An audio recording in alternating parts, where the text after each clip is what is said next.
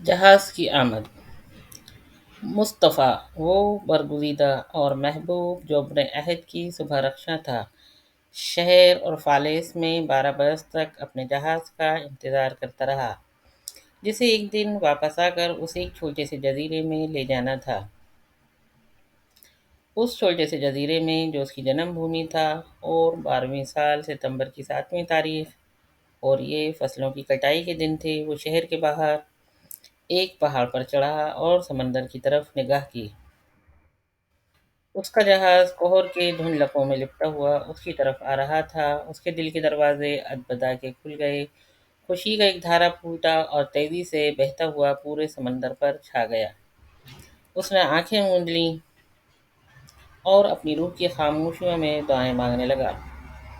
جیسے ہی وہ پہاڑی سے اترا، ایک اداسی اس پر چھا گئی۔ اس نے اپنے دل میں سوچا، میں مطمئن اور بے غم کیوں کر جا سکوں گا؟ نہیں، کبھی نہیں۔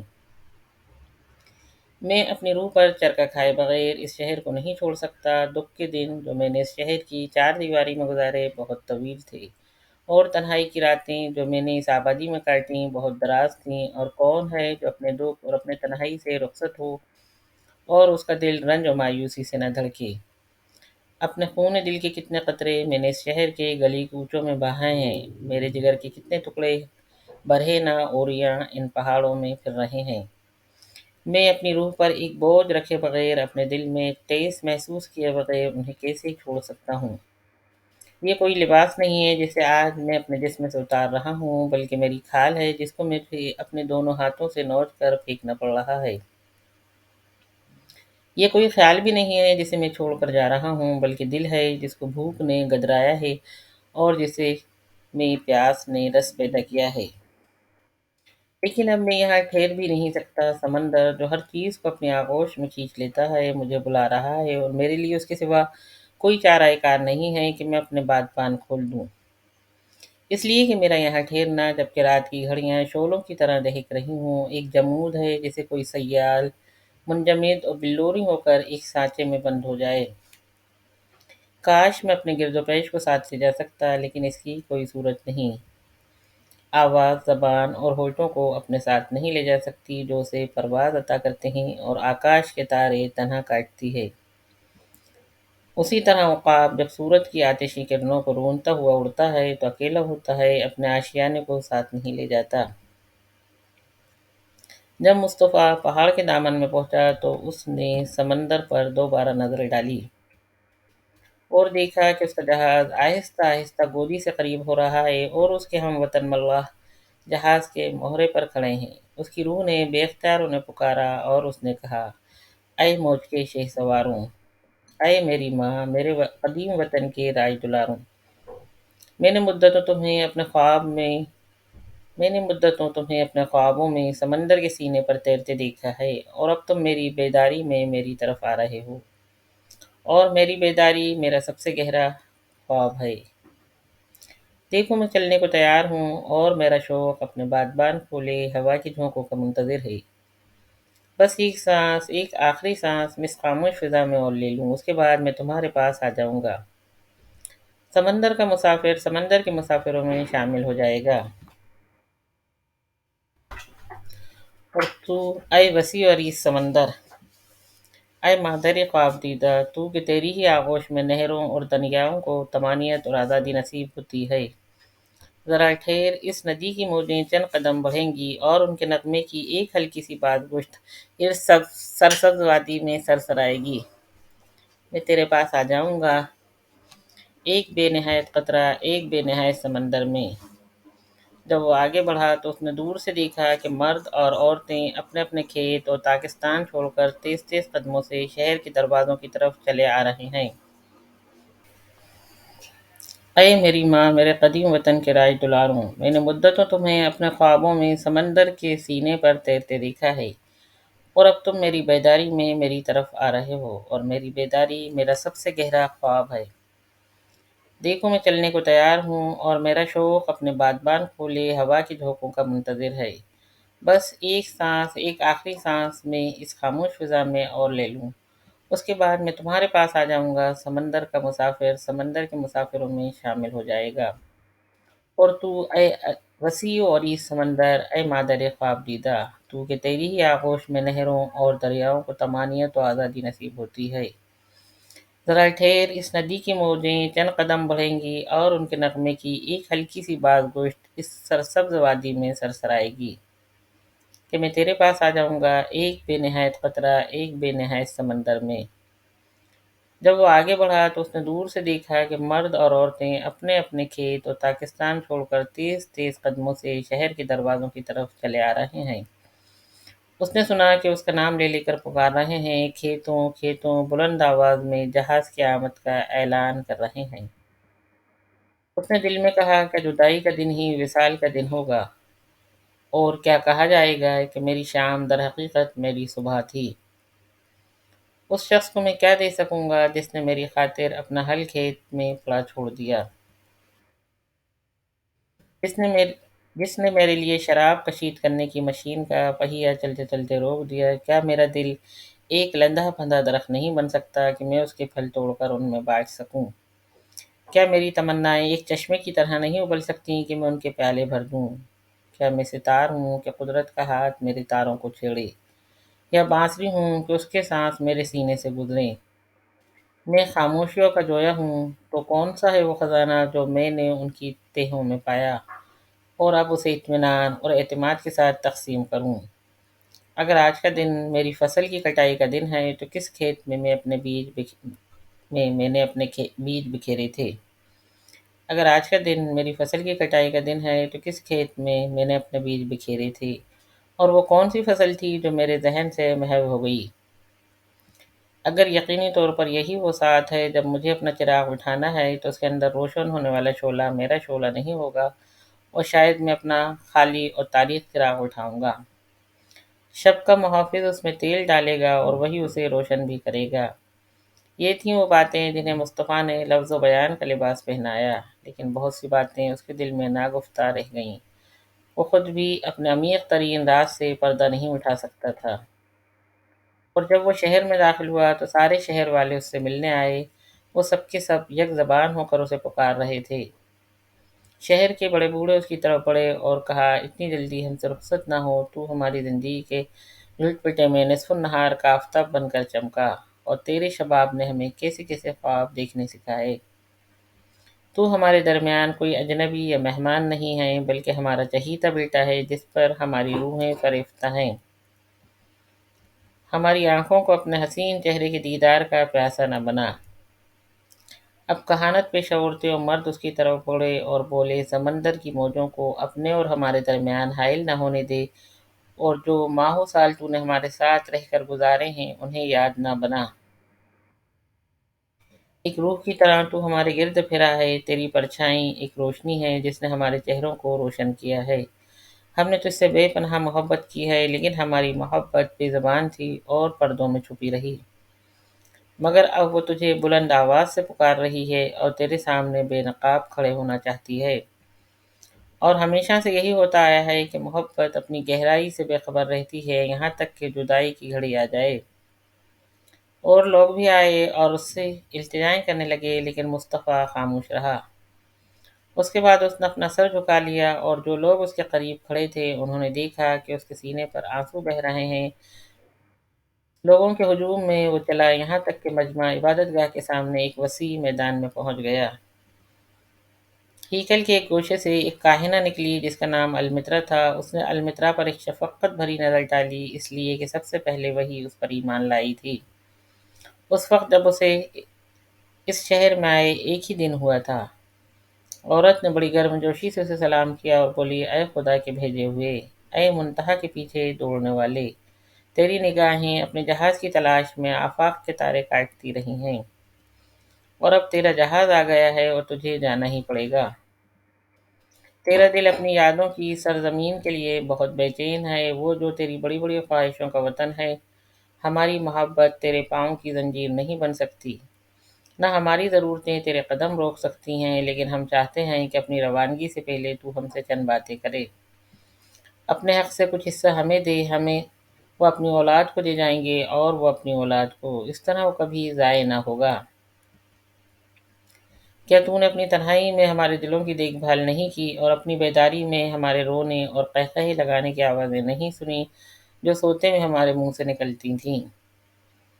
ہم تو سے التجا کرتے ہیں کہ ہماری روح کے اسرار ہم پر منکشف کر دے اور ہمیں وہ سب کچھ بتا دے جو تو نے موت اور زندگی کے درمیان دیکھا ہے۔ اس نے جواب دیا، اے المترا اور فالس والوں، میں تم سے کیا بات کر سکتا ہوں؟ میں اگر کچھ کہوں گا تو اس چیز کے بارے میں کہوں گا جو اب بھی تمہاری روح میں موجزن ہے، محبت۔ المترا نے کہا، ہمیں محبت کے متعلق کچھ بتا۔ اس نے اپنا سر اٹھایا اور لوگوں کی طرف دیکھا۔ مجمع پر خاموشی طاری ہو گئی اور اس نے گہری آواز میں کہا، جب محبت تمہیں بلائے تو اس کے پیچھے جاؤ، چاہے اس کے راستے کٹھن اور دشوار گزار ہی کیوں نہ ہوں، اور جب وہ تمہیں اپنے پروں میں لپیٹے تو خوشی سے لپٹ جاؤ، چاہے اس کے پروں میں چھپی ہوئی تلواریں تمہیں زخمی ہی کیوں نہ کر دیں، اور جب وہ تم سے بات کرے تو سر تسلیم خم کر دو، چاہے اس کی آواز تمہارے خوابوں کو مسمار ہی کیوں نہ کر دے، جس طرح باد شمال باغ کو اجاڑ دیتی ہے۔ محبت تمہارے سر پر تاج رکھتی ہے اور تمہیں دار پر بھی چڑھا دیتی ہے۔ وہ تمہارے شجر حیات کے تنے کو مضبوط بھی کرتی ہے اور اس کی ٹہنیوں کو چھاٹتی بھی ہے، اور جس طرح وہ اس کی پننگ پر پہنچ کر اس کی انتہائی نازک اور ملائم شاخوں سے کھیلتی ہے اور وہ سورج کی آغوش میں چمکتی ہے، اسی طرح وہ اس کی گہری جڑوں میں اترتی ہے جو زمین سے چمٹی ہوئی ہیں اور انہیں جھنجھوڑ ڈالتی ہے۔ وہ تمہیں اناج کے گٹھوں کی طرح اپنے گود میں بھینچ لیتی ہے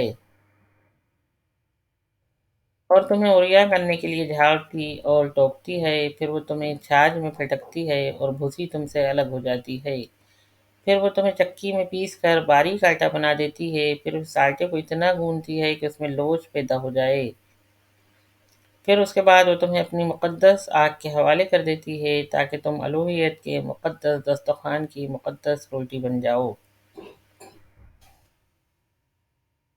محبت یہ سارے عمل تم پر کرتی ہے کہ تم اپنے دل کے بھید جان لو، اور اس عرفان سے تم زندگی کے دل کا ایک جزو بن جاتے ہو۔ لیکن اگر تم ڈر گئے اور تم نے صرف محبت کا سکون اور محبت کی لذت ہی تلاش کی تو بہتر یہ ہے کہ اپنی برہنگی کو چھپا کر تم محبت کے کھلیان سے نکل جاؤ، ایک ایسی جامد دنیا کی طرف جو موسموں سے خالی ہے، جہاں تم ہنسو گے مگر دل کھول کر نہ ہنس سکو گے، جہاں تم رو گے مگر جی بھر کے نہ رو سکو گے۔ محبت اپنے سوا تمہیں کچھ نہیں دیتی اور محبت اپنے سوا تم سے کچھ نہیں لیتی۔ محبت کسی پر قبضہ نہیں کرتی اور محبت پر کوئی قبضہ نہیں کر سکتا، کیونکہ محبت کے لیے یہی کافی ہے کہ وہ محبت ہے۔ جب تم محبت کرو تو تمہیں یہ نہیں کہنا چاہیے کہ خدا میرے دل میں ہے، بلکہ یہ کہو کہ میں خدا کے دل میں ہوں۔ یہ نہ سمجھو کہ تم جدھر چاہو محبت کرو پھیر سکتے ہو۔ محبت تو خود تمہاری رہنمائی کرتی ہے بشرطے کہ تمہیں اپنی اطاعت کے قابل پائے۔ محبت اپنے آپ کو پانے کے سوا اور کوئی خواہش نہیں رکھتی، بس اگر تم محبت کرو اور خواہشوں کے سوا کوئی چارہ نہ ہو تو تمہاری ان خواہشوں کو چاہیے کہ وہ پگھل کر بہتا چشمہ بن جائیں جو رات کی خاموشیوں کو اپنا نغمہ سناتا ہے، اور اس درد کو محسوس کرو جو شائستگی کی موجوں میں لپٹا ہوتا ہے۔ اپنے طور پر محبت کو پہچانو اور اس کے تیر اپنے سینے پر کھاؤ اور ہنسی خوشی اپنا خون بہنے دو۔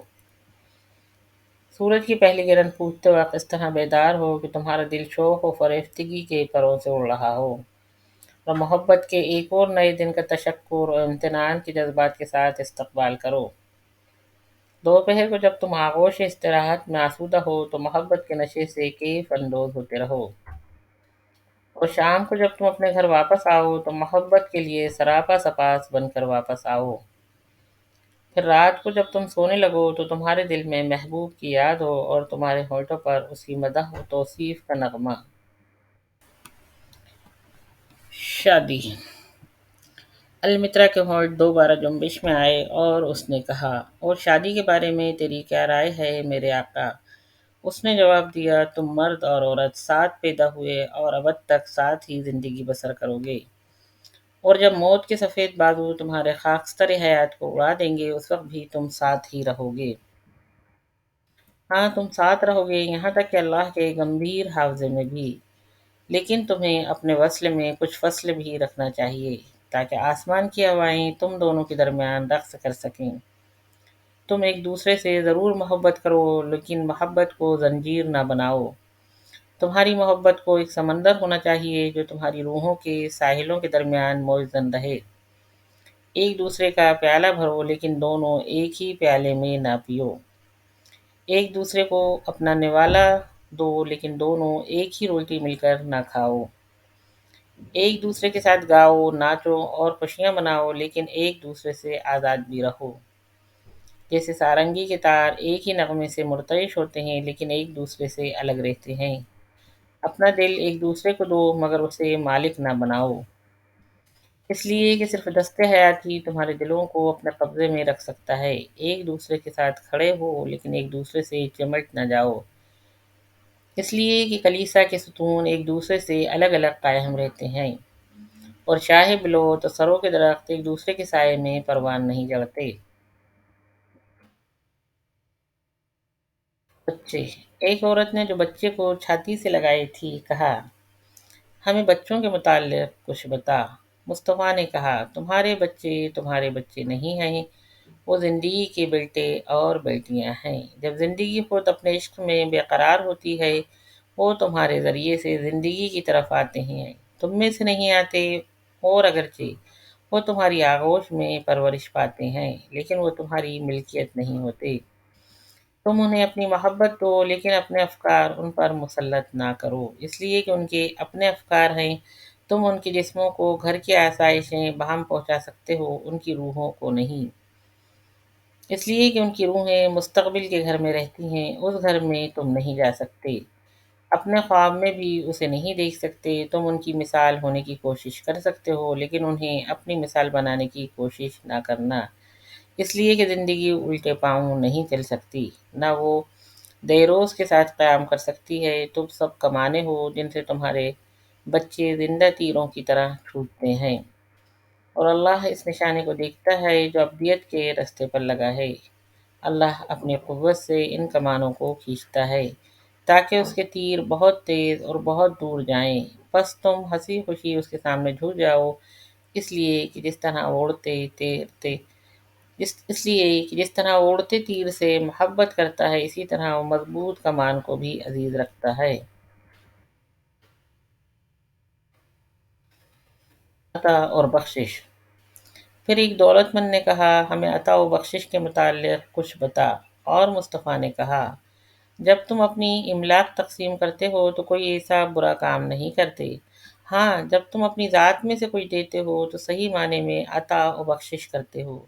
تمہارے مملوکات ہیں کیا، سوائے ان چیزوں کے جنہیں تم اپنے پاس رکھتے ہو اور ان کی حفاظت کرتے ہو، اس خوف سے کہ تمہیں کل کہیں ان کی ضرورت نہ پیش آ جائے۔ اور کل اس کل اس حرص کے مارے کتے کے لیے کیا تحفہ لائے گی جو ہڈیوں کو تو ریت میں چھپا دیتا ہے اور خود شہر مقدس کے زائرین کے پیچھے پیچھے چلا جاتا ہے۔ پھر کیا احتیاج کا خوف ہی خود احتیاج نہیں ہے؟ پیاس کا خوف، جب کنواں پانی سے بھرا ہو، بجائے خود ایک کبھی نہ بجھنے والی پیاس ہے۔ کچھ ایسے بھی لوگ ہیں جو کم دیتے ہیں حالانکہ ان کے پاس بہت ہوتا ہے۔ یہ لوگ اپنی بخشش کا ڈھنڈورا پیٹنے کے لیے دیتے ہیں اور ان کے نفس کی پوشیدہ خواہشیں ان کے عطیوں کی پاکیزگی کو داغدار کر دیتی ہیں۔ اور کچھ ایسے ہیں جن کے پاس بہت کم ہوتا ہے اور وہ سب کا سب بخش دیتے ہیں۔ یہ وہ لوگ ہیں جو زندگی اور اس کی نیکی پر ایمان رکھتے ہیں اور ان کے خزانے کبھی خالی نہیں ہوتے۔ کچھ وہ ہیں جو ہنسی خوشی دیتے ہیں اور یہ مسرت ہی ان کا انعام ہے۔ کچھ وہ ہیں جو دیتے ہیں اور دے کر ملول ہوتے ہیں اور ملال سے ان کے نفس کی تطہیر ہوتی ہے۔ اور کچھ وہ ہیں جو دیتے ہیں اور اس کے دینے میں ملال محسوس کرتے ہیں، نہ خوشی کے جویا ہوتے ہیں اور نہ کبھی یہ خیال ان کے ذہن میں آتا ہے کہ ان کی بخشش کوئی نیکی کا کام ہے۔ یہ لوگ دیتے ہیں اور ان کی بخشش ایمان کے اس پھول کی مثال ہوتی ہے جس کی خوشبو سے فضا مہکتی ہے۔ ان جیسوں کے دست سخاوت سے اللہ کا کلمہ جھلکتا ہے اور ان کی آنکھوں کے پردے سے اس کی مسکراہٹیں زمین کو جھانکتی ہیں۔ مانگنے والے کو دینا اچھا ہے، لیکن اس سے اچھا یہ ہے کہ حاجت مندوں کو محض پہچان کر بے مانگے اس کی حاجت پوری کر دی جائے۔ سخاوت کرنے والوں کو سخاوت سے زیادہ لذت حاجت مند کو تلاش کرنے میں ملتی ہے۔ اور کیا سچ مچ تم کچھ بچا کر رکھ سکتے ہو؟ لازماً ایک دن آئے گا جو کچھ تمہارے پاس ہے وہ سب خرچ ہو جائے گا، تو پھر آج ہی کیوں نہ دے دو۔ بخشش و عطا کی فرصت کو غنیمت سمجھو اور اسے اپنے سوا کسی کی میراث نہ بناؤ۔ تم اکثر کہا کرتے ہو میں ضرور دوں گا، لیکن صرف اس کو جو مستحق ہوگا، لیکن یہ بات نہ تمہارے باغ کے درخت کہتے ہیں نہ تمہاری چراگاہ کے مویشی۔ وہ دیتے ہیں کہ زندہ رہ سکیں، اور اگر وہ نہ دیں تو فنا ہو جائیں۔ یقیناً جو کوئی شب و روز سے اپنا حصہ پاتا ہے وہ تم سے بھی ہر چیز پانے کا مستحق ہے، اور جو کوئی زندگی کے سمندر سے اپنی پیاس بجھانے کا حق رکھتا ہے وہ تمہاری آب جو سے بھی اپنا پیالہ بھرنے کا مستحق ہے۔ اس بدلے سے بڑا کون سا بدلہ ہو سکتا ہے جس کی بنیاد ہمت، یقین بلکہ احسان پر ہو؟ تم ہوتے کون ہو کہ لوگ تمہارے سامنے اپنا سینہ چاک کریں اور اپنی عزت نفس کے چہرے سے نقاب اٹھائیں کہ تم ان کی اقدار کو برہنہ اور ان کی خودداری کو بے نقاب دیکھو؟ پہلے یہ دیکھو کہ تم اس لائق بھی ہو کہ تمہیں کسی کا حاجت روا بنایا جائے۔ تم میں یہ صلاحیت بھی ہے کہ عطا و بخشش کا وسیلہ بن سکو۔ واقعہ یہ ہے کہ خود زندگی ہی زندگی عطا کرتی ہے، اور تم جو اپنے تئیں سخی داتا گردانتے ہو، تمہاری حیثیت ایک شاہد سے زیادہ کچھ نہیں ہے۔ اور تم اے پانے والوں، اور تم سب پانے والے ہو، شکر و امتنان میں غلو سے کام نہ لو، ورنہ تم اپنی اور اپنے دینے والوں کی گردن میں ایک توق ڈال دو گے۔ دینے والے کی بخششوں کو تو وہ بازو ہونا چاہیے جو اسے بھی بلند کرے اور تمہیں بھی۔ اگر تم نے اپنے تئیں قرض کے احسان تلے دبا لیا تو یہ اس سخاوت پیشہ کی فیاضی میں شبہ ہوگا جسے کشادہ دل زمین نے جنم دیا اور جس کی پرورش و پرواخت اللہ نے کی۔